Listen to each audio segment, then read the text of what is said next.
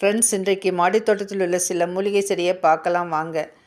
ரோஜா செடியில் பூக்கள் அழகாக பூத்திருக்கு. இந்த பாட்டில் குப்பைமேனி செடி வந்திருக்கு.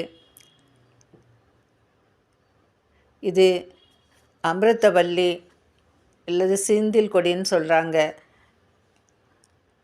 சுகருக்கு நல்லது. இது திருநீற்று பச்சிலை, இதுவும் சுகருக்கு நல்லது.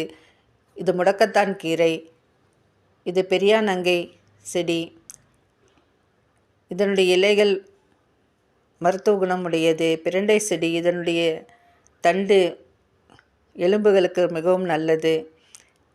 இது பவளமல்லி செடி. இதனுடைய 5 இலைகள் கஷாயம் வைத்து குடித்தால் முதுகெலும்பு தண்டிலோட வலி குறைந்து போகும் என்று சொல்கிறார்கள். இது அம்மான் பச்சரிசி.